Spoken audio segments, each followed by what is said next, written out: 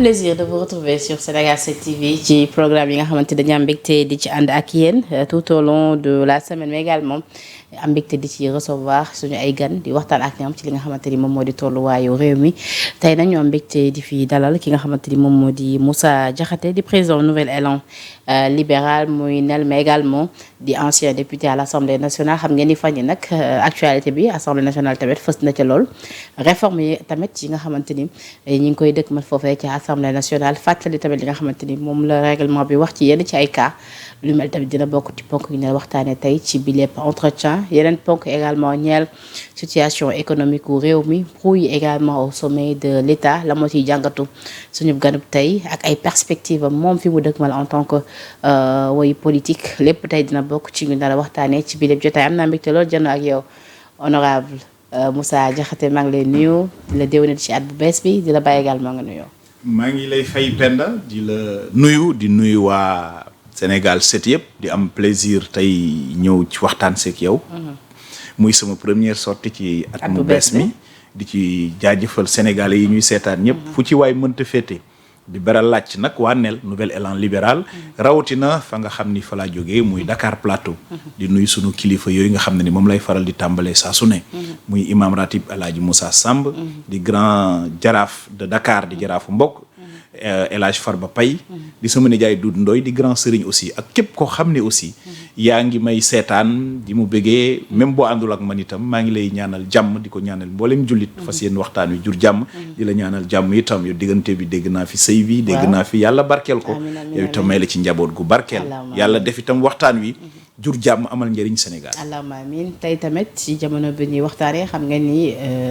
ay waxtu ci ginnaaw rek jot nañ fi xibaar mu ñeel accident bi nga xamante am na foofee ca Farafeñe ba lu toll ci 18 bakkan rot ci di oto Cheikh Chérif yi nga xamante ni bëkkante na ab benn bus lu ñu mel également ñi ngi ci masowu Sénégal 7 ci sama kàddu képp nga xamante rek am nga si njaboot bu ci loru mais également ci wàllu accident yeeg yu ñu mel honorable ban jàngal nga ci am comment faire tey ji peut-être duñu tay ci di ko wax mais chaque fois day revenir ci li nga xamante ni moom moo di actualité bi pour l'éviter. waaw ci mbirum accident bi di jàll ñi ci ñàkk bakkan di leen masawu seen i waajur di wax ne accident yi dafa am deux dimensions y a la dimension matérielle ak la dimension comportement am na loo xam ne ay na yowén nañ ko ñemee wax ñiy dawal desi nañ am discipline bi ci war amoon nay jamono naam dañ daan wax ni tali yi ñoo baaxul mais tali yi ñu ngi gën di baax di gën di dem souvent aussi défaillance technique day am oto yi léeg-léeg nga gis oto boo xam ni ay na yowén waruloon daw te nit ñi di ko bàyyi muy daw il faut plus de rigueur dans ce domaine là beneen bi plus de sanction par rapport ak ñiy dawal mais aussi beneen dernier élément bi mooy am na loo xam ne aussi da nga koy verser ci ndogalu yàlla lu waroon mën a am na ñu koy massawu mais daal je demande plus de vigilance du ma def nag comme ñi nga xam ni tey ñoo fi toog ci réew mi bu daan yu mel nii daan am jamono yi président Macky Sall dañ daan jël di dal ci kaw nguur gi naan ñoom la ak du ñoom c'est vrai ci wala yenn ministres yi voilà au-delà des ministres dafa am loo xam ne nii c'est le comportement de tous les jours bés bu ne ñu gis ku yor oto di def naka su dul noonu ci kaw tali bi war nañ yaraat suñu bopp yaraat suñu ay ndaw yaraat chauffeur si yaru ñu itam suñu bopp clients yi mais aussi oto yi daw ñu bàyyi ci xel bu baax a baax a baax di invité ministre bi yor wàllu woowee mu gën ci bàyyi saytu ci surtout visite technique yi ndax léegi-léegi nga gis oto boo xam ni moo la mag ma mën a jàll visite technique te loolu nag yaakaar naa ni lu ñu war a bàyyi xel la tout à fait alors ci wàllub xibaar noo jàngatee discours à la nation bu son excellence le président Bassirou Diomaye Diakhar Faye tant sur la forme et le fond sur la forme comme d'habitude gàtt na wax na ak askanam am na sa ñuy tooñ ni sa mbokk yi doon cadré daa mel dañoo tëb photo bu Ablaye Wade wala bu Macky Sall bi bañ ko wane parce que si yeneen discours yi photo bi ki suuf la daan nekk ci image ci communication politique dara du hasard duma ni xamuñ woon liñ doon def mais jàpp ma ni aussi c'est aussi dangereux comme ça parce que jant bi kenn mënu ko nëbb donc sur ñëw na wax na président voilà li mu wax guddul effectivement image baa ngi nii ñu wane Senghor te dafa mel ni bi mu njëkk a def président Macky Sall moo nekkoon ci suuf bon xëy na dañu aménager foofu en un an aussi je reste clément c'est des détails mais des détails qui nous intéressent toujours. Cheikh Bara Ndiaye am na ki jàngat moom jàpp ne lu ñu mel dafay wane ni li nga xamante ni moom moo di li ñu woo wàllu li ñu waroon rendre maanaam fi leen askan bi doon xaar ci wàllu justice wàllu xeex li nga xamante ni moom lañ fi bàyyoon ak yu ñu mel dafa mel ni nee na lu ñu mel day wane ni moom Diomaye da koo bàyyi ginnaaw jiital li nga xamante ni moom moo di leneen. bon moom jàngat boobu la ci am. ci waaw moom man xam nga dafa am ñoo xam ni pour dire vrai damay fa bëgg a mandu ci seen ay wax par question de principe parce que suñuy wax politique ak le débat public c'est tellement sérieux ba waruñ ko kafe ak boor buñ ci mënti bokk ak situation bu mënti xew dafa am loo xam ni man duma ci àddu parce que xameewu ma ko xameewuñ ma ci réew mi nag dafa jafe ba fi mu toll nii kum neex wax lu la neex ci lu ne bu réew tolloo foofu rek am na ñoo xam ne ni dañu war a téye seen bopp wala moytu ci lu bari man bañ a far ak ñi fi nekk du tax ma nangu lu ma bañoon démb am na loo xam ni ñoom comme ñeneen je leur donne du crédit et du respect ba su may apprécier seen favorablement ou défavorablement j'essaie de mettre des arguments plausibles pour les justifier président wax na président dige na ñu ngi koy xaar ci ay dige woon na daaw itam te bari na lu mu dige woon daaw jotu ko def ren dans ce discours on a l'impression de dire que même est-ce que président nekkul dans un élan de continuité des projets du président Macky Sall. waaye am na ñu koy wax. doo ko jàngatee mel na ni ñëwaat na ci justice bi ñëwaat na ci dafa am ñaari baat yu am solo yu jara jàngat en tant que expert en communication surtout politique ci discours bi il a cité nommément le premier ministre pour remercier ko. c'est pas jàpp na ni tamit jéego yu ñu def ci njiit gi mu njiite gouvernement bi delloo na Sénégal crédibilité am ci fu ñu jógee rawatina ki coowal det bi. waaw moo tax ma ni moom dafay mel ni loolu dafay woroo ak li ñu gis ñu bari ci gouvernement bi dégg nga le ministre des finances dégg nga le ministre de l'économie nañu waxee ca det ba xam nga waaye xëy na aussi loolu aussi mu ngi doon politique dafa rax soow mi et c'est un moment solennel où le président fait ses vœux aux citoyens mais bu léegi nag Diomaye day politique day yor ay galgalam yu muy dugal ci biir suuf xëy na bëggoon na jox calmant aussi parce que ruse la peut-être nañ ci ñëw du ruse mais yaa li ñu gis une tension ambiante au niveau de Pastef. mën nañ ci duggaale. plus ou moins waaw. ruse la wala du ruse moom dafa génn ni Sonacos a ngi def ay efforts. ñu ngi dëgëral mu ngi dox. le lendemain ou surlendemain le premier ministre génn. semble avoir dit le contraire. que ni la ñu waroon def voilà waaw loolu itam show la c'est du Ousmane pur et dur mais loolu li ci amalgame rek wala boog li ma seetlu mooy dañu confirmer ñoom le pilotage à vue parce que su fekkoon ñu def conseil interministériel sur la campagne arachidière dinañ mën a anticiper waaye su fekkee ni il a fallu mu ñëw ba ci mbappat bi pour door a comprendre les manquements c'est trop tard fekk baykat yaa ngi bëgg a dee. jàpp sax ne xëy na chiffre ñu leen jox du woon chiffre yu. ni chiffre yi waaw moom laa wax ne. su am président ci discours am dafa wax ni campagne bu baax. bu baax la xam nga président dañuy campagne bu baax la. Ousmane génn prouver le contraire parce que moom nee na doxul. nee na baaxul en réalité sax ni le ministre sama félicitation yi ma la bëggoon dama koy teppi. dama koy teppi la nga waxoon daaw sa ci ay chiffres man ci maa la woo ni la non du noonu demeewul noonu. bref mbay mi sooxe na. campagne agricole bi am na problème li ñu wax nag jàpp ma ni mooy solution bi. ci wàllu finance tamit soo parce que mu ngi woo Cheikh Diba ngeen mu dem indi ab enveloppe bu mu mën a jënd gerte gi. loolu mënuñu ko def yaakaaruma ci ñaari weer ñett mën nañ dajaleel autant d'argent ku am problème mu fay les vacataires est-ce que ni vacataires yi dañoo dem ci feeti te yóbbuwuñ dara fay jàngalekat yi ku am problème mu fay ñooñu fan ngay jëlee loo dajale pour jënd gerte gi. foofu ñun dañ ci am dañ ci am une proposition très concrète. Allez-y. mooy ni li président wax le premier ministre wax ni nañ jënd 450 000 tonnes amuñu fuñ ko def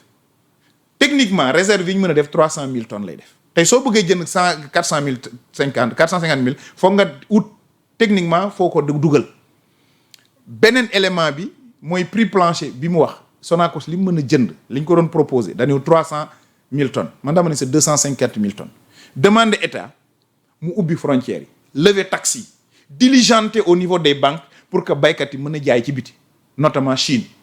parce que suñu baykat yi sonn nañ ñu ngi xoox premier ministre lii mu wax show la mënul nekk et vous verrez que bu ñu demee ba ci final bi intention la ambition la rafet na loolu waaye mënul nekk te lii itam ñu def aussi un comité de suivi en temps réel de la campagne de commercialisation su ko defee du ñu am yenn problème yi ñu am fi mu dem du point de collecte de luuma la barabu mbappat voilà barab bu ñuy jaayee bu ñuy wanteeree seeni gerte ndax dañu am soxla kenn taxawu leen bref. pourtant am na ñu félicité ci lu ni mel dem gëm fa dem franchise bu mu àndal ci kanamu baykat yi dugg gi mu dugg seen biir bañ leen ba pare reconnaître li nga xamante ni ñoom moo di seen lajj ci yenn point yi mën na itam teg ay dige. waa xam nga dama bëgg ñu taxaw foofu sur le style en l'absolu le fait qu'un homme politique un dirigeant dem en contact réel avec la réalité bonul mais en administration le premier fautif c'est le chef su y a un pilotage à vue il y a un problème de coordination et celui qui assure la coordination du gouvernement c'est le premier ministre. moo tax juge dem ni le PM dafa war a arrêter di banam dafa war a di nangu li nga xamante ni moo di échec gouvernement yi te bañ rek di glorifier wu ci li nga xamante ni moom moo di baax. waaw ñu baree gi naan premier ministre n'est jamais responsable bu doxul su doxul rek c'est le ministre des finances c'est le ministre de l'agriculture mais le premier responsable moom moo war a tax moom rôle am mooy veiller ba premier ministre de l'agriculture mu def li mu war a def ministre du commerce mu def li mu war a def ministre des finances mu def li pour loolu nag su fekkoon ni avant ñuy dem amoon na conseil interministériel sur la campagne arachidière doon na permettre ñu planifier mais lii moo lay wax ni pilotage à vue la mu dem moom dafay soxla benn ful yàlla nag may ko bayra itam loolu tere ànd ak moom itam ku mën a dajale mbooloo la mais il a une communication émotionnelle et souvent il pousse la responsabilité sur les ministres alors que le premier responsable c'est le gouvernement tey kon suñ ko toppee déglu ko moom le gouvernement du Sénégal a failli sur la campagne arachidière et su failliree le premier d'entre eux c'est celui qui doit coordonner l'organisation l'harmonie c'est le premier ministre donc moom moo njëkk a faillir. et tout le temps ci waxam te da koy dégg mu ne waxoon naa leen santoon naa leen est-ce que tamit du souvent loolu mooy problème bi day sant wala mu wax loo xamante ni xëy na ñoom dañu ko jëfee dëgg-dëgg. xam nga moom moo ni woon ministre yi moom moo leen proposé président. mu nommé leen. jàpp naa ni su demee ba gis ni ministre yi déggalatuñ ko wala doxaltuñ ko war naa mën a proposer ñeneen ñu remplacer leen parce que fonction ministérielle du yaama neex c'est de la compétence c'est des urgences dañuy soxla ñu taxaw tembe dox ko wax ko pour mbir mi mën a sotti donc loolu laa am loo xam ne nii moom premier ministre def na ko mais il a du courage le courage mooy nga déplacer wu aussi dem ci mbappat bi dajeeg nit ñi am na ñeneen peut-être leur style aurait été de laisser le ministre ne pas le gêner mais il semble avoir même contredit séance tenante le ministre en question. Mabouba. waaw il remet tout en termes de gloire et de réussite ou bien de positif sur lui et il jette le discrédit sur les ministres. tamit bu mu jëlee kàddu da ngay sentir ni moom it jàpp na ni ñoom dox nañ ay jéego yu am solo. non ma boo xam kay dafa mel ni xaw a weddi premier ministre loolu yëpp li mu lay wan rek mooy benn cacophonie. ba sax tudd fa solidarité gouvernementale. mentale mais moo war am tey bu manquement amoon du foofu lañ ko war a waxee bu ñu jiwaatle administration ak propagande politique administration c'est des procédures c'est des règles yoo xam ne ni dañ koy doxal kenn ku nekk am ci responsabilité wax ji kay mu ngi doon àgg bu moom bu njëkkee woon ci boppam ni ñun kan juum nañ man mi leen jiite danaa fexe jël matukaay yi parce que su jëloon matukaay yi ci war lii xew du xew waaye ba mu koy wax itam ñun xamoon nañ ni mënul demee nii parce que techniquement Sonacos mënta weesu 300 000 tonnes yi mu la wax ni moom la mën a jënd te en terme de réserve fi mu ko mën a stockage mënul la weesu 250 000 tonnes au grand maximum donc wax na ci coup de tête nee na mobiliser nañ en une journée 50 milliards bu ñu defoon conseil interministériel def une planification def une répartition des tâches dinañ mën a travailler ba xam ni li fi ñu jëm baaxul baykatu Sénégal ba jamono daan neex mais la daan am coono waaye sunu baykat yi novembre ñu commencé yuux décembre ñu commencé jooy mooy problème am na kon ñu leen di ñaan ñu ànd ak sago ànd ak dal déclaration ba pare rombu dem problème ya des fa du régler solution bi j'invite le gouvernement à mettre un comité de suivi tout de suite et à lever très tôt les frontières dindi taxes yi accompagner les banques pour que ñu mën a jaay gerte gi baykat yi dugg ci alalam mën a préparer la saison prochaine. et communication bi ci le président defoon fu mu ne ni ñu ko war a mën a lim ci njëkkoon wax ak lañ ci gis nii.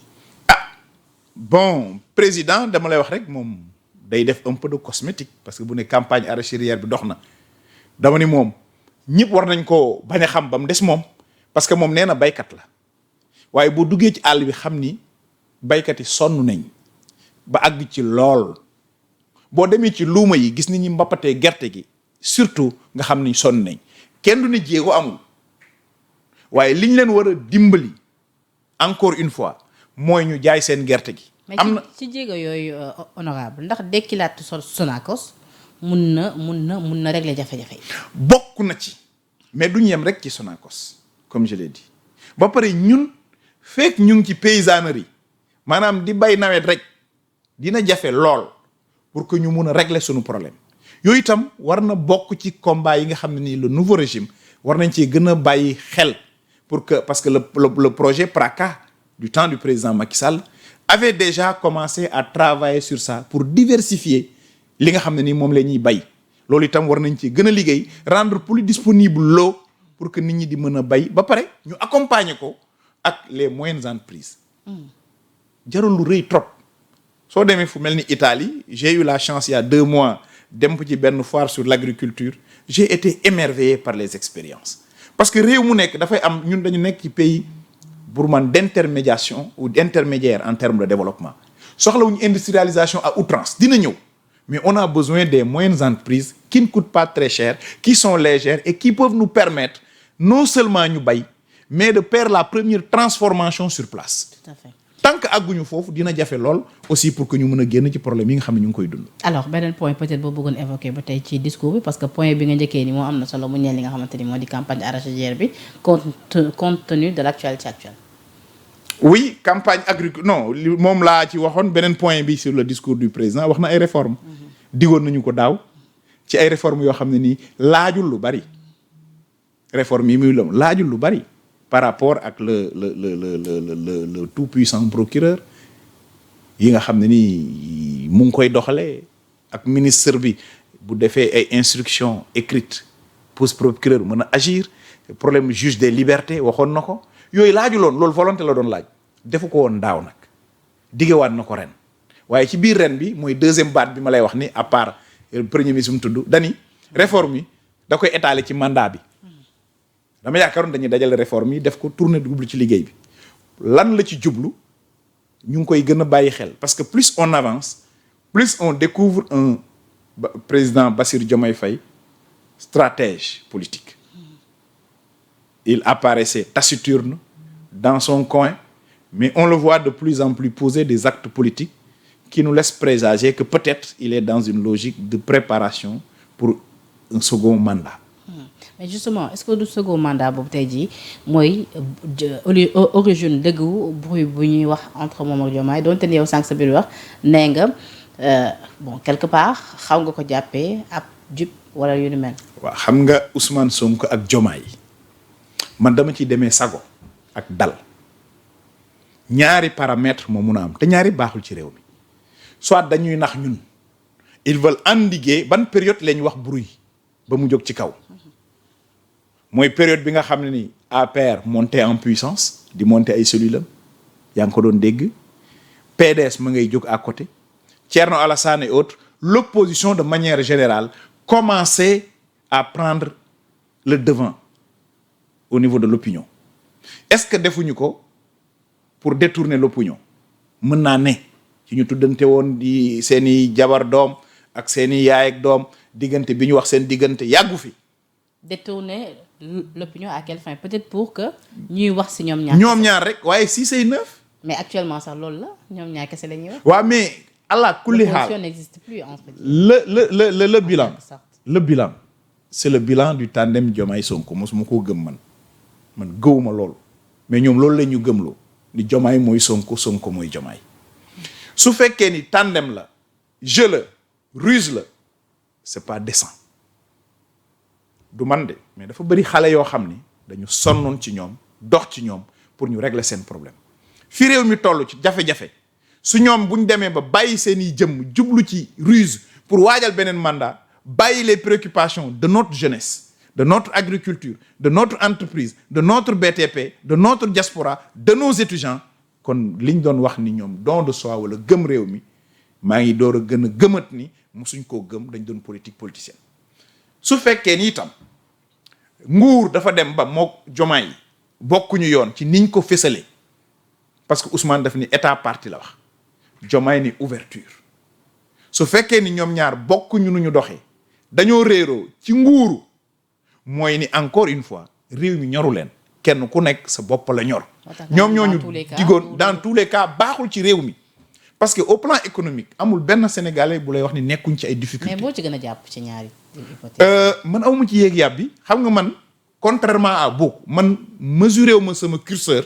sur les humeurs de Diomaye ou Sonko dañoo ber sunu langue danañ ci ñëw pour doxee pour bañ a réer ñoom ils seront jugés sur actes yi ñuy posé def nañ ñaari at bari na lu ñu diggee woon France dañuy xëddeem bari na lu ñu waxoon ak nañuy doxee uute na waxuma ko ñoom ci seen biir ñooy génn di jéebaante ci nañuy doxee ak nañ dul doxalee waxuma ko premier ministre dem na ba sous insinué ni am na ministre boo xam ne sax njort nañu daa luubal et il est encore ministre. waxoon na tamit ni réew mi dafa panne autorité. waaw waxoon na réew mi dafa panne autorité loolu bi mu koy wax jàpp naa ni erreur de communication la waru ko mais je dis encore peut-être loolu mooy force Ousmane. mais defaat na tamit barki démb lendemain sorti Diomaye bi defaat na sorti foofee ca Passy ni moom ab premier ministre tënk ko lu mu bëgg wax wala lu mu gis ci jaadul da koy wax. jarul mu koy wax mu ngi koy doxee mais nag foofu dafa juum. dafa juumaat. waaw parce que soo xasee nekk premier ministre dafa am lu la tënk boo nekkee ci république dafa am ay règles premier ministre fusible la c'est le premier des ministres le chef du gouvernement dans la constitution c'est le président de la république soo nangoo doon premier ministre da nga war a wàccoo ak charte premier ministre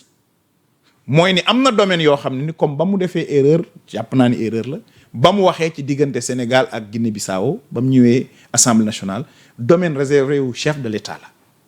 ñoom ñaar bu ñu weetee seen biir néer la ñuy waxtaan ñoom la concerné mais encore une fois même bu dee Ousmane jàpp naa ni warul doxalee noonu su doxalee mu fanaan dama ni jàpp naa ni naqadiwul président Diomaye Faye parce que ni suñu réew tëddee premier ministre bi nga koy fay teg bi nga koy bàyyi te big boobu président de la république moo ko yor te moom kat daaw presque ci waxtu wii moo nañu woon ni il veut un premier ministre super fort. moo ni woon ni aussi Ousmane neel jàkk sama fauteuil bi diggante bi lan moo ci dox quel est le problème moo tax ma ni ku bañ a perte temps ku mel ni ñun neel diggante Ousmane ak Diomaye amuñ ci defar amuñ ci yàq bu ñu sañoon nag ñoom ñu déggoo liggéey ñu juger leen aux actes bokkuñ ci ñiy toog ci buntu ci taatu garab gi di xaar ñu xuloo pour que ñun ñu mun a exister en tout cas ñun nel ñu ngi dérouler sans ñoom nag nañ xam ni bu ñu juboowee moo gën ci ñoom suñu juboowul itam moo gën ci réew mi kenn ku nekk demal boppam parce que li bon mooy faire semblant di dox kenn ku nekk di raay sa morom wala ñuy def dégg naa dëgg la ou pas ñu ni am na ministre boo xam ne ni kenn ci ay ñoñam dafa dem Diomaye président moo tax mu wàcc ko fa mu nekk dégg naa loolu am naam wala amul non gis naa sax boo ñu def ci ab kii def ci ab poste voilà am na mu amul waa ji nag mu ngi accuser Moustapha Ndiek Sarr ni moom moo ko wàcce waaw maa ngi dégg loolu bu dee loolu am na nekkatul léegi compétence nañu di xool mais parloo mais daal opposition bi waruñoo nelaw ci toog di déglu Diomaye xuloo naag Sonko wala Sonko juboo naag Diomaye niñ ko defee ni Thierno j'en profite pour le féliciter ni Thierno Alassane Sall def wàcc dem ci askan wi waxtaan ak ñoom maa ngi koy encourager di encourager ñëpp ñu dem defee noonu ñii nag jëm seen ayu juróomi at la bu ay bi àppee danañ leen natt ca lañ diggee woon ak askan wi ndax def nañ ko wala defuñu ko ñun en tant que parti politique légalement constitué le nouvel élan libéral nel lépp lu ñu jàpp ni baax na ñu def ko danañ ko saluer lépp lu desee baax sam danañ teg baaraam ba pare andi solution comme ni ma la ko waxee ci agriculture bi liy sauver mbay mi wane nañ ci yoon leneen ci des nag diggante Ousmane ak Diomaye man de dama ciy màndu. alors parlons de candidature bu Ousmane Sonko tey yor dafa xëy titre ni Cour suprême justice en action le procureur général enclenche la révision du procès Sonko Mame Mbaye Niang xam nga la jël bi nekk wàllu justice bu tey à l'Assemblée nationale xamle woon na lu ñu mel que ni dinañ jëm ci ubbiteeb li nga xamante ni moom moo di boobu le dossier gis nañ tamit par la suite ay avocat am def ci ay janoo ak taskatu xabaar yi li ñu xamle woon nag moo di dañoo am ay éléments yu yees yi nga xamante ni moo sabab boobule ubbitee ba tax ñu wàccee saisir li nga xamante ni moom moo di Cour suprême ñeen li nga xamante ni moom moo di ay mbir yu am également sukkandiku ci rapport bu inspection générale des finances di IGF ci lu ne lañ sollicité l'annulation totale de la décision pénale et le renvoi du leader politique devant une nouvelle juridiction ngir ñu ubbiwaat ko. gis nga wax jooju wutuma ci xam-xam doxuma ci Ousmane moo yëkkati nii ne yor na rapport bi mu ngi nii bu yóbbee rapport bi muy fait nouveau bu ñu ubbee dossier bi ñu ànd ci Mame Mbaye Niang nee na waxul rapport Cour des comptes waxul rapport IGE rapport IGF sax amu ci bu ko épinglé Ousmane nag nee na am na rapport bu épinglé Mame Mbaye Niang jarul co am na rapport na ko yóbbu yii ngay wax nii yëpp day lëndëmal xelu nit ñi yor naa rapport mu ngi nii mu ni woon mu ngi ci téléphone am après mu ngi ne mu ngi ci table am mu dem mitim ne mu ngi nii yor na ko yóbbu tribunal bu fait nouveau bu dee rapport am na y a un fait nouveau dossier bi ubbeeku su fait rapport amul nag yii ñuy wax yëpp guddal jël la pour moi le bisaab est tiré il faut le boire. d'accord alors beneen point ba tey ci li nga xamante ni moo ñeel wàllu actualité à rappeler que ni yow ancien député nga nekkoon nga à l'Assemblée nationale dama bëgg ñu wax ci li nga xamante ni moo di coow bi am ca Assemblée nationale mais d'abord laata nga ñëw ci coowal oto yi ci jamono bi ñu nekk nii gis nga ñenn ñi ngi critiquer gestion wu président Assemblée nationale El Malick Ndiaye gis nga tamit El Malick sortie bi nga xamante ni def na ko ci mais maa ngi ciy ñëw ci kanam mais bu ñu taxawee ci gestion wu El Malick Ndiaye gis nga kenn ko bokk ci kawam Makusa ba xam nga daal fàtte naa turu député bi bu ko accusé de népotisme nee na tamit El Malick bi mu fa nekkee ba tey mu ngi recruter ñu ko neex di def lu ko neex ci jamono bi nga xamante ni moom njiital assemblée yàgg na recruter ay nit ba recruter fi sax ay journalistes lay mbaxka bay autre ñu koy liggéeyal recruter fi ku mel ni ñoom Serigne Oustaz Mbacké Sylla ñu nekk ci wetam di ko jàppale te amu woon coow pourquoi si sa gis-gis ci wàllu politique ci jamono ji nga xamante ni ñi ngi dëgmal 2026 dëgmal tamit 2029 jamono bi nga xam ne ñi ngi wax bruit entre Sonko ak Diomaye ñenn ngi di ruumalaat possible retour Ousmane Sonko à l'Assemblée nationale ci boobu la jamono la ñu gis ay attaques contre El Malick Ndiaye bay ruumalaat sax ni mën na sa ñoo dem peut-être ba wàññi li nga xamante ni moo di mandat à l'Assemblée nationale. retour Ousmane à l'Assemblée moom mënul nekk juridiquement non. Pourquoi? parce que loi bi daf ni dégg lu baax li mu leex député buñ nommé ministre benn Ousmane ministre la premier ministre buñ nommé député ñaareel bi loi organique bi nga xam ne nii moom moo tënkuwoon bi Ousmane di démissionné loi organique boobu waxul nan la nit di dellu si assemblée su dee am nga seetlu ñoom yum député la woon ñu nommé ko ministre moonte bi nguur gi jeexee assemblée dafa continuer ñëwul assemblée parce que amul loi organisé wul l'ancienne loi règlement intérieur organisé wul ñëwu député bi ba pare Ousmane mu ngi démissionné ci loi bi tey xam nga ban député ban ministre moo mën a dellu si Amadou Ba député la woon ñu xëy nommé ko ministre ñu ngi ko nommé bi ñu defee règlement bu bees bi ba créer loi organique buy dellu si député bi donc Ousmane mënul la dellu si parce que la loi bi nga xam ne ni moo ko tënkoon prévoir ko woon ñaareel bi ministre la premier ministre la bu nekk député loi bi daf ni député bu dem nekk ji ministre. waxul ministre bu ñëw déedéet waxul nekk donc gisuma fenn juridiquement fu mu mën a dellusee biir assemblée. mais Ousmane Sonko les mots ont leur sens ñoom suspension mandat am la ñu wax. man Ousmane laa déglu vidéo bi RTS moo ko teg mu ne il était venu démissionner. ñeneen nu ko keneen qualifié. mais doyen Alakan bi muy présider suspension la wax. waaye xam nga man ba tey nee naa la Ousmane laa déglu. waaw yow de nee nga Ousmane nga déglu. maintenant nag li nga wax ci doyen Alakan xëy na rëcc na ma mën na nekk loolu itam mais dama ni la munul boo defee député prévoir ko loi bi suspension woo démission woo biñ koy def c'est l'ancien règlement ba ma fa nekkee man prévoiru lii may wax je parle j'étais le président de la commission. comme Ousmane ngay topp Ousmane bi mu defaatee sorti boobu mu doon wax ni réew mi dafa panne autorité ba waxoon sax ni rapport bi mu ngi nii ak moom. bi mu solee yëre bu weex bi. foofu tamit préciser woon nañ su ko neexee delluwaat assemblée ndax dafa suspendre li nga xamante ni moo di mandat. moom xam nga li yoon wax mooy bu ñu la wooyee nga wuy ji bi mu ko neexee bi yoon wooyee wuy jiwul xam nga bi ko neexee la waxul li yoon may na ma dañuy su ko neexee selon ses humeurs selon sa volonté comme quand il avait été convoqué par la justice il n'avait pas daigné répondre. xam nga bu ñuy jaawale y a des subtilités dans le langage. non je veux dire su waxee ni su ma neexee delluwaat assemblée nationale. waaw ça veut dire que xam na ni mandat mi ngi koy xaabate. waaw xëy na lecture la moom man li ma wax rek laa wax dama ni règlement intérieur bi ko taxoon mu nekk député règlement intérieur boobu man maa nekkoon président de la commission des lois prévoirul retouru député bi c'était pas organisé benn ñaareel bi waxuñu un ministre devenu député dañ ni un député qui démissionne pour être ministre mani la le cas de Amadou Ba entre en parfait tey su ko neexoon bu paree bëgg a dellu si assemblée mën naa nekk jàpp ma fenn ci yoon fu Ousmane mën a ñëwee assemblée li mu bëgg nag ak lii yoon mën naa waroo donc sur ce principe là ma dàq ko fële maintenant gestion au président au assemblée nationale. non avant gestion bi ni Ousmane Sonko mënatul ñëwee à l'assemblée nationale est-ce que tamit mun nañu député yi mun nañu wàññi mandat wu président assemblée nationale. xam nga y a une jurisprudence Macky Sall. waaw mooy loi Salif xaw ma lan. tout à fait mën nañu assemblée peut bien xam nga assemblée nationale y a que le président de l'assemblée nationale qui fait 5 ans questeur vice-président président de commission c'est annuel chaque année dañ koy renouveler il suffit juste de modifier le règlement intérieur pour que le mandat du président ñëw 5 ans mais dama bëgg ñu taxaw ci le pourquoi beaucoup fustigé l'annualité du mandat du président c'était pour qu'il y ait plus de stabilité la nit ñi waxoon yóbbu ko 5 ans mais juridiquement ndax mën na ne ankay mën na nekk le règlement intérieur peut bien permettre à ce que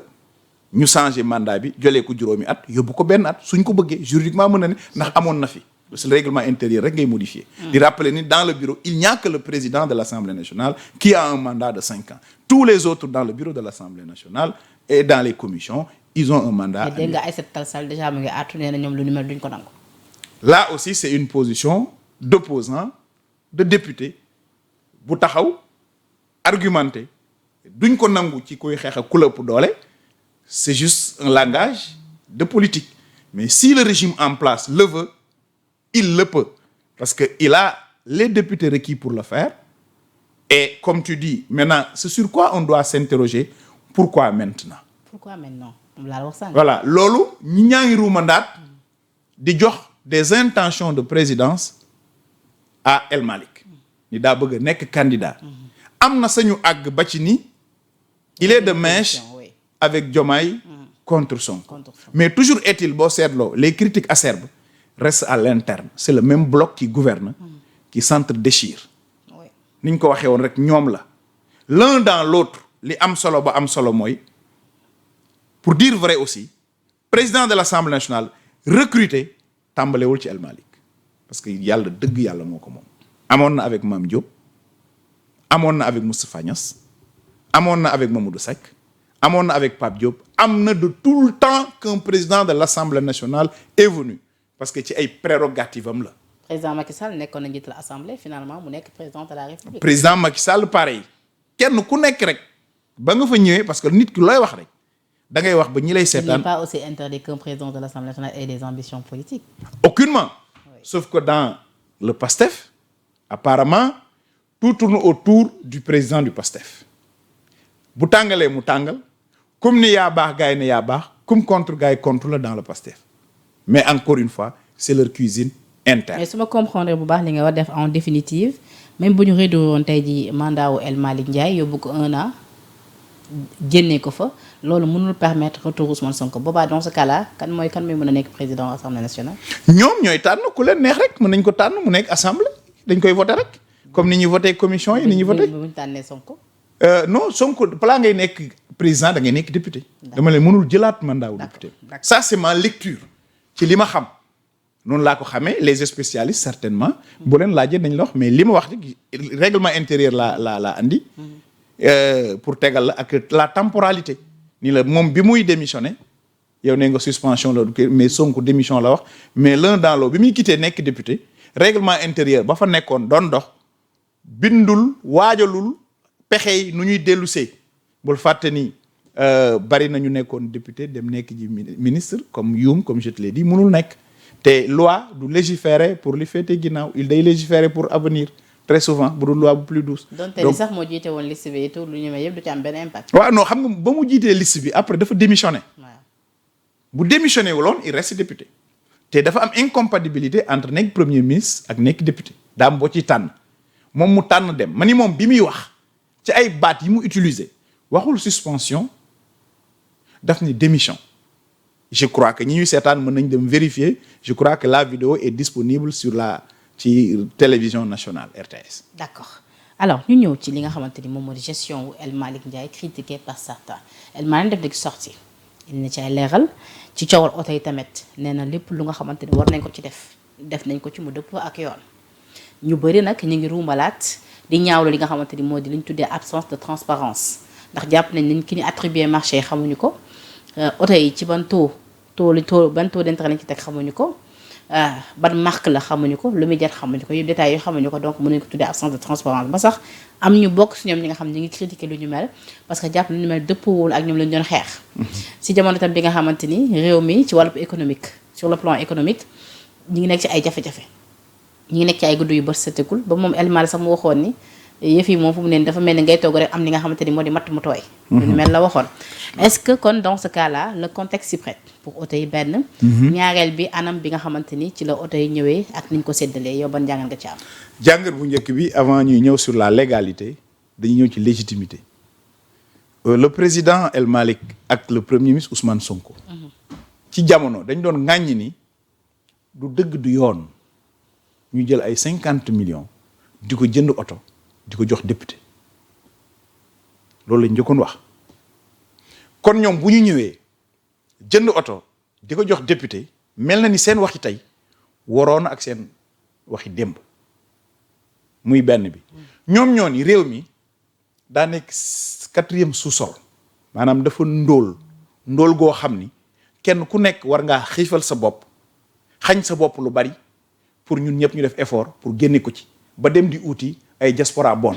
pour ñu dajale kon bu dee ñoom la ñuy wax lañ gëm ndax yelloo na ak jëli oto di jëndi oto encore que ci li ma dégg mën naa juumti ni ma déggee président de l'Assemblée nationale mel na ni marché bi àggagul à terme dañ ne ñu ngi ci procédure yi waaye dégg naa ci say moromi taskatu xibaar ñu ni oto yi ñëw nañ mat na weer wala lu ko ëpp bi muy ñëw wàccul Sénégal mel na ni Guinée la wàcc ñu dawal ko mu dugal ko biir Sénégal mel ni lu ñuy caché nag daa xew ci réew mi rapport caché Thierno Alassane Sall honorable député mu ne moom daf ciy dénoncer ab manque de transparence ak it ay irrégularités procédurales ndax nee na le budget qui avait été arrêté n'a pas respecté la procédure et ne prévoyait pas de manière convenable l'achat de véhicules nee na aussi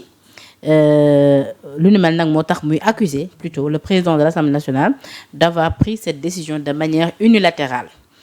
ne Thierno Alassane Sall tamit remettre na en cause le recours à la procédure d'urgence pour justifier cet achat la jugeant inacceptable yow en tant que conseiller parlementaire lu ni mel noo ko mën a expliquer Sénégalais ba ñu comprendre ko. waaw bu fekkee ni li mu wax la am c'est dangereux il y a un problème de transparence mais loolu day andi pour que ñu soppi gis nga situation mu nekk dafa war a ñëw pour ñu soppi Assemblée nationale parce que même sur le nouveau règlement là gis naa ci ay millimètres yoo xam ne dinañ peut-être dinaa ci revenir avant may jeexal sama argumentaire mais transparence même bu fekkee ni urgence la nee nañ dañu def appel d'offre restreint même appel d'offre restreint dafa am la publicité doit être respectée pour ñu jaarale ko yoon su fekkee ni inscrire wuñ ko nag ci budget bi fan lañ jëlee xaalis buñ ko jëndee nan lañ def pour jënd ko ça revient rek à la transparence de manière générale ci Assemblée nationale parce que soo jëlee dëkk bu mel ni Bénin chaque mois le président de l'Assemblée nationale je crois day ñëw def ce qu'on appelle un rapport d'activité ci ay voyage am ci li muy def pour que nit ñi xam fan la toll fii nag le président de l'Assemblée nationale àgg na ci sa ba fi mu toll nii mën na reporter une réunion boo xam ne nii calendrier boo xam ne nii c'était la conférence des présidents moom moo ko waroon def donc problème am na réel problème am na problème opportunité am na ndax fi réew mi toll laajoon na ñu jënd oto yi ni mel nan lañ ko jëndee ndax dañoo fay cash léegi ndax dañ ko def moratoire président Ousmane Sonko bu Pastef premier ministre actuel dañu woon bu ñu demee sa ba war a jënd oto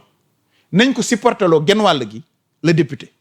ndax loolu la ñu def mais dara leeragul loolu la sunu naataangoo suma xarit que je salue au passage Bachir Fofana doon demander pour ñu leeral loolu nag moo war a tax ñun ñu bokk nii ci rek. ñu daanoon ko ci pour fausse. waaw mais xam nga ba léegi leeragul ba tey leeragul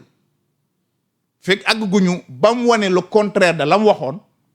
Sénégal yi dans leur perception jàpp nañ dañ koo jaay doole daan ko mais ba tey ji amul benn sénégalais bu réew mi ñor doxalinu député yi ñor ko bu la mun a wax oto yi kan lañ ko attribué xam nga ko. kii attributaire ñaata la ñu dikkee loolu yëpp nan lañ koy fayee. mais du suñu alal. Guy Marius Sagna di kenn ci député sax war a jot oto yi moom si boo xam nee na xamul oto yi lu muy jar xamul ban marque la xamul ci dara. loolu yëpp nag dañ ko war a mën a changer ci règlement intérieur ba député di war a mën a interpeller le président ce qu'on appelle les séances d'audition mu ngi ci règlement bi mais duñ ko def woo ay directeur woo ay nit sur benn sujet déglu leen ci dafa war a mën a am. moom président assemblée nationale dafa war di def rapport am war nañ àgg foofu ci loi bi même la commission de comptabilité amul mécanisme yooyu pour mën a saytu dëggantaan yii ma lay wax am na ndëgg sërëx yu ci am na lu leerul ci bopp sénégalais yi ñu doon demander nag ni ñu defee mission parlementaire am na benn mission parlementaire bu war a dem Softcare la xaw ma je crois. Softcare waaw pour xam ko. noonu la ñu war a leeralee Sénégalais yi ci mbiru oto yi. moo tax may ñaan la nouvelle législature ñu réfléchir sur le règlement intérieur pour que la pétition nekk un moyen de saisine de l'Assemblée nationale. Malick tamit nee na même jiital Assemblée nationale am na budget bu toll ci 200 millions bi nga xamante ni moo ñeel li nga xamante ni moo di oto waxuñu nag ne oto bi nee na loolu lay jar waaye budget bu toll ci 200 millions. waaw nee na loolu ki fi jógee moom moo ko waajaloon. pour ñu jëndal président assemblée nationale oto man Moussa Diakhaté dama mos di wax ni nit ki boo ko santee liggéey da nga ko war a jox moyens yi muy liggéeyee man mosumaa jóg ci ni député dafa war a am oto question bi ñu war a poser mooy lu tax directeur bi soo amee oto kenn du wax lu tax ministre bi soo amee oto kenn du wax lu tax bu député bi amee oto mu jur oto jot problème est-ce que député bi warul xoolaat boppam. mais si bii lépp cas est-ce que problème bi. li ko jur dëgg mooy lii njiital assemblée waxoon ni day gindal député oto te lu ni mel da koy assumer est-ce que du terme assumer bi mu employé woon tey ji moo jur coow compte tenu la ñoom li ñu doon wax démb. effectivement moo tax ma koy wax su dee il me le permet dafa am posture yoo xam ne boo ci nekkee la meilleure des postures c'est le silence du moom moo ni Ousmane dafa uti woon xaalis ndax gis nga xaalis ba yow. gisuma ko de. boo nekkee njiit. bu sa wax baree rek asaka yow génn ci. waaye bu ñu fàtte tamit ni moom c'est un communicant moo géré woon communication. waaw ma ni bi mu nekkee président assemblée nationale nekk la deuxième institution de ce pays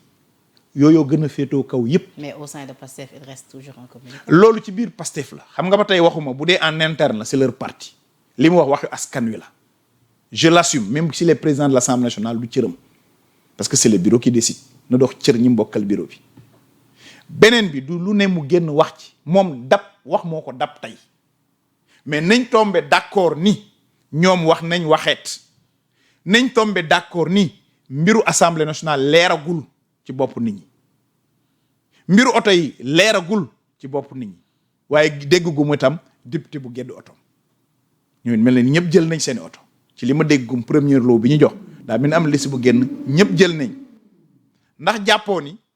geddoon oto bi du woon un acte politique fort pour marquer la rupture mais su fekkee ne ñoom ñëpp d'accord nañu war nañoo am oto ñun ñëpp ànd nañu war nañu oto léegi li warloo maintenant le président de l'Assemblée nationale et l'Assemblée nationale par rapport au peuple mooy ñu wax ñu nan lañ ko amee pour que Sénégal yi être édifié loolu bokk na ci transparence c'est aussi. important ci wàllu réforme tamit ñi xaar ca assemblée nationale ñeel tam li nga xamante ni moom moo di cour constitutionnelle bi annonce faite par le président ci li nga xamante ni moom moo di discours à la nation lu ni mel également nu ngi def ba yeggi ci ak it ban jàngat nga ci am. lan mooy changé suñu jegee conseil constitutionnel yóbbu ko cour lan moo ci soppeeku lan mooy véritable problème mu cour conseil constitutionnel bi conseil constitutionnel moom moo taxawoon bi président Macky Sall demandé pour ñu repousser les élections mu bañ ko bii moo organisé woon ay élections am ñu mu dàq am ñu mu bàyyi lan mooy lu bees li ñu war a yokk ci conseil cour constitutionnel bi ndax pour soppi tur la rek lan moo ci yokk bu ñu gisee tëggin bu bees bi ci lañ ciy mën a àddu mais lépp loo xam ne luy jëm ci luy jëmmal luy dooleel suñu institution yi dañ ciy ànd waaye li ñu bañ rek mooy du saupoudrage yuuxu ko mu bañ a jur dara et dig ma may au nom de la redevance et de la responsabilité may laaj conseil constitutionnel wala PDS fan lañ tolloon ci accusation bi nga xamoon ni defoon nañ ko te Sénégalais yi doon ñu déglu j'étais le président de la commission des lois biñ ko àndee dama leen gëm voteel leen ko conseil constitutionnel génn dóor ci taal ñu porte nañ plainte Sénégalais yi bëgg nañ xam ndax guerre am na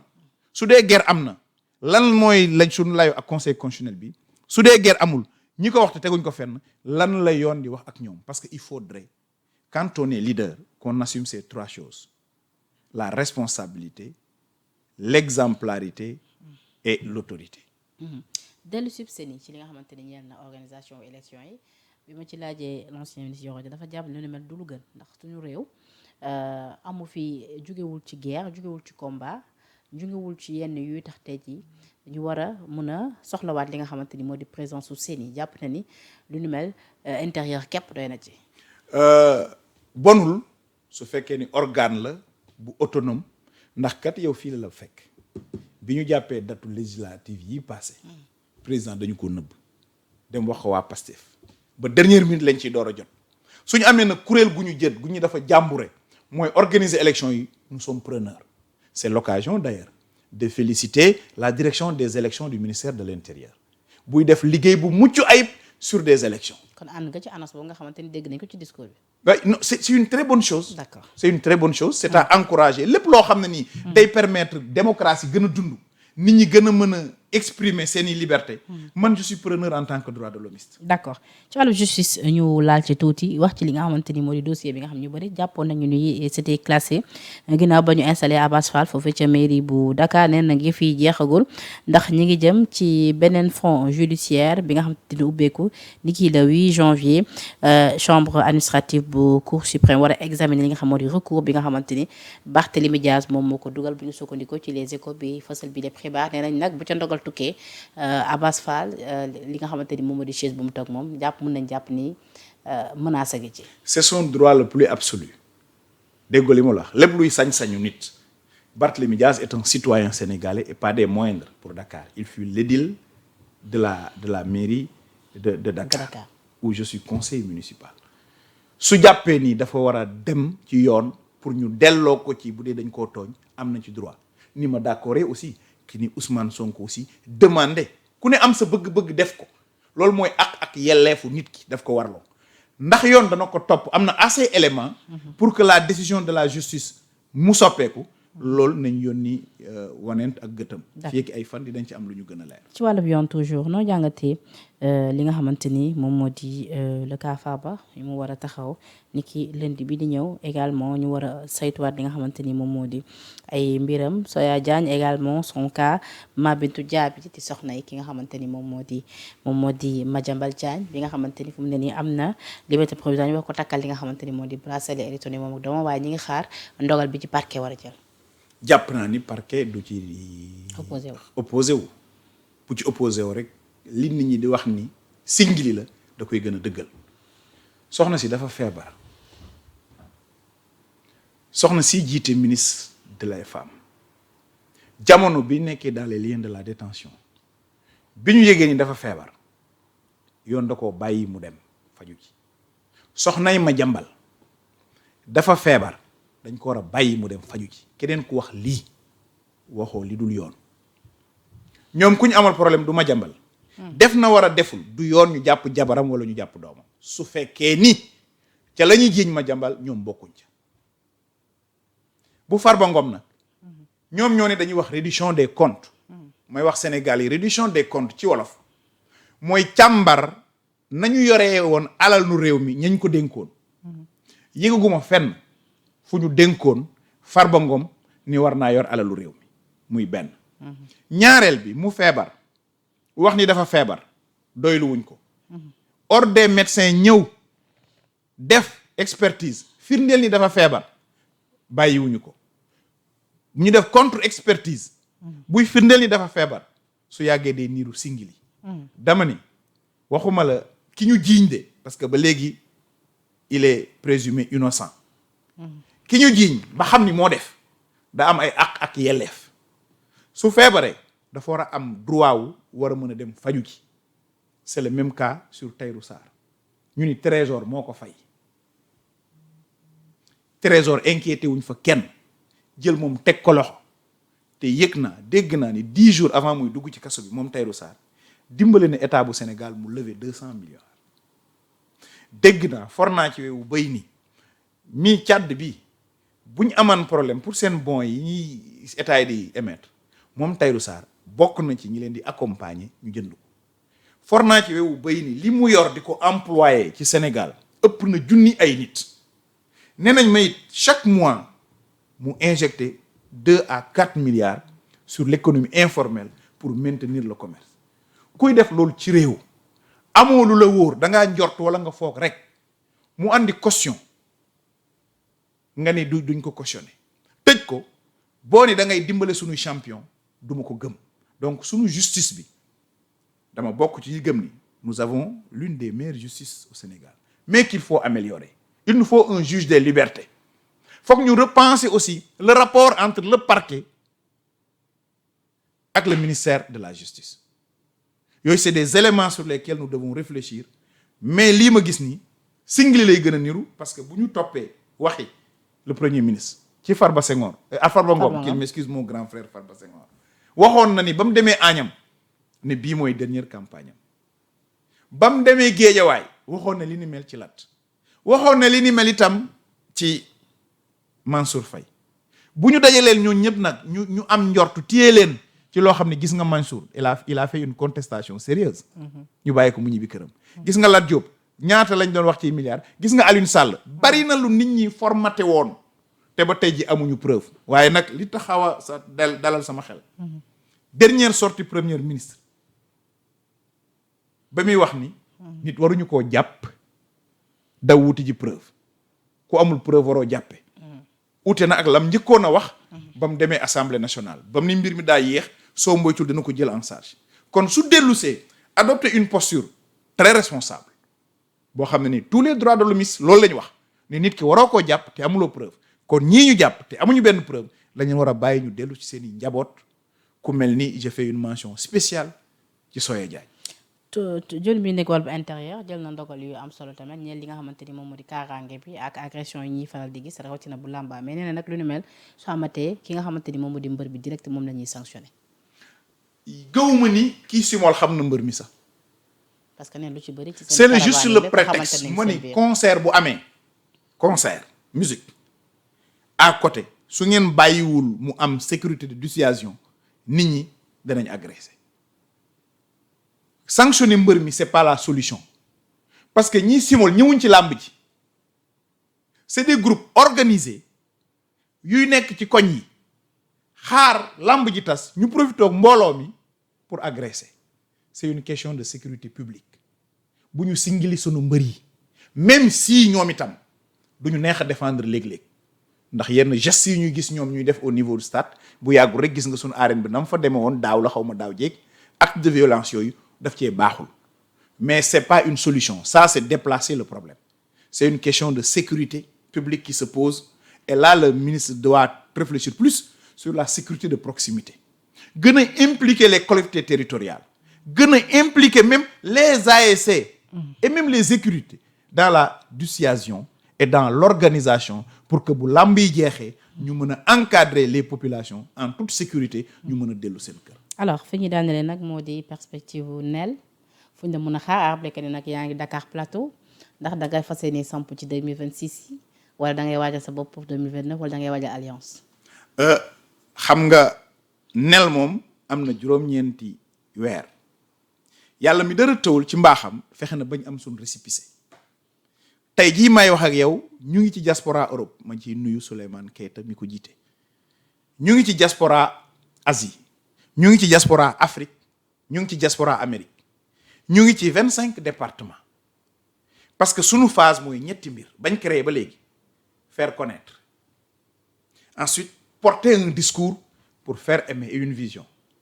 et ensuite aller vers les gens pour ñu adhérer ci loolu la nel nekk nekkul ci leneen élection bi jiitu locale la may wax képp ku bokk nel wala ku fay waaj a bokk fexeel amal njariñ sa gox disponible pour sa gox di wax dëgg di dox ci jàmm ba bu ëllëgee bu ñuy tànn boo yëkkate sa loxo ñu yëkkati la parce que dank ba tax mbër di daan du ca lam ba la koy loge ñun nel ñu ngi waajal man nag xam nga ni plateau laa dëkk incha allahu rabbi bu nu yàlla mayee talak fekkee bëgg nañ wax sunu grand Alioune Ndoye bi nga xam def na 17 ans tey ren jii de maire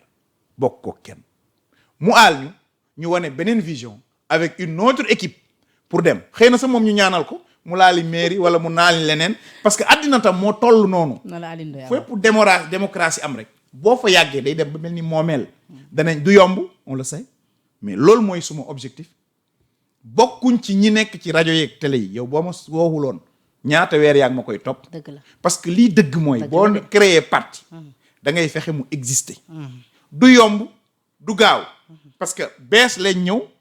yoruñu ay koppar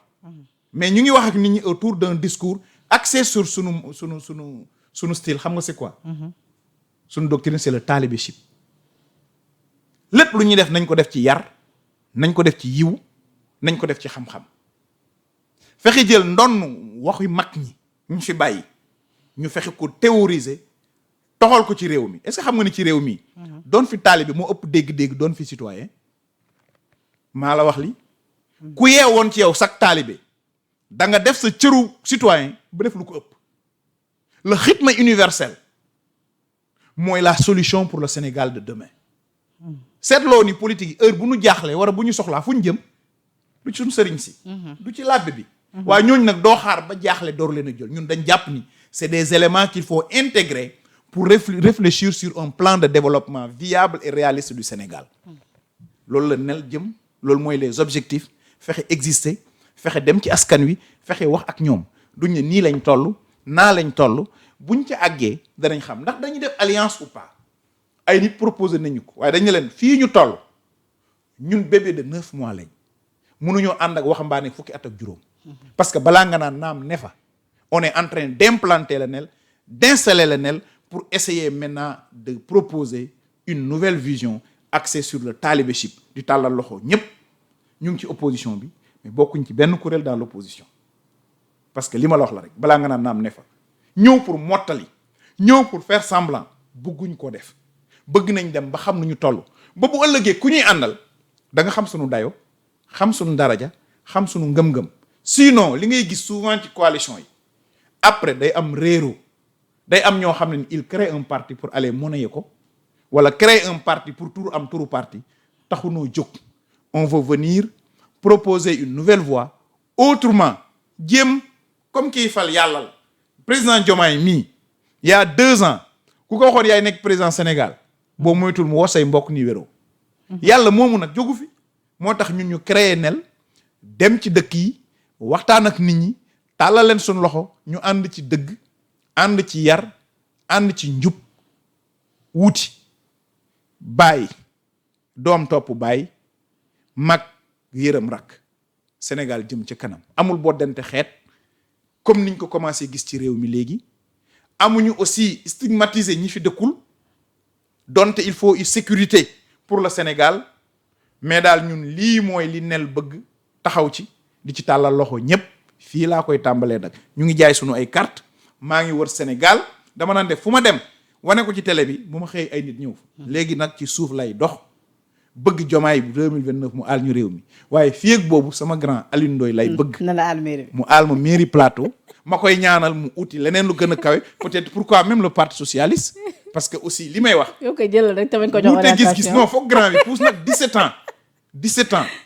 sama doom bi ci juddu woon sa ci diggante bi màgg na bay waaj a majeur grand bi nag na pousse aal ñu non en amicalité di ko nuyu au passage day pousse àll voilà et puis di wax ni politique oui. être dans la diversité être dans l'adversité ne devrait pas nous pousser ñuy saagante wala ñuy xastante lépp daa war a rafet ndax yàlla noppi na ñun Penda on est dans la certitude abrahamique mooy yàlla noppi na gis nga yonent yàlla Ibrahima bi mu demee ci montagne yàlla ni ko wooteel gisul kenn ngëm-ngëm góob bu mu amoon ba wootee ba am li mu am ñun moom la ñu am d'accord mooy ni bés dina jot réew mi tegu suñu loxo ñu liggéeyal Sénégal waaye walay boobu maa ngi laaj mairie plateau pour liggéey ko pour xale yi plateau amul stade foo xale yi footballé plateau amul fenn foo mën a génn doxantu féexlu su dul place de l'indépendance te fayoo plateau cadre de vie bi ni mu mel war nañ ko defaraat du ma ne ki fi nekk liggéey na de waaye dafay laaj nag énergie bu bees une nouvelle génération porter de nouveaux enjeux pour porter Dakar Plateau di ci woo ñëpp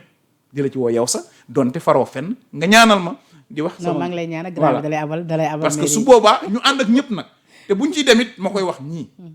ndaw ñi ci kanam tuuti ay nit danañ ñëw démb daanuñ leen nuyu tey danañ leen nuyu démb daanuñ leen ree tey danañ leen ree démb daanuñ leen defal tey dinañ leen defal parce que bëgg nañ dara ci élection yi élection locale yëfi gox la du yëfi parti seet leen ñi amal njariñ seen gox ñu yëg seen gox ñu am jotu seen gox nga dénk leen seen gox bu député jotee nag wala président ku ne sañ naa dem ci parti am na solo Moussa Diakhaté di njiital NEL tey moo nekkoon suñu gan ci bileb jotaay di ko remercier ci wuy si suñu invitation di remercier également la régie Ismaïla moo nekkoon ci machine bi la rédaction de Sénégal 7 yéen ñi safoo saa su ne suñu ay programme da leen jox dig-dégg ci leen i plateau jërë ngeen jëf merci beaucoup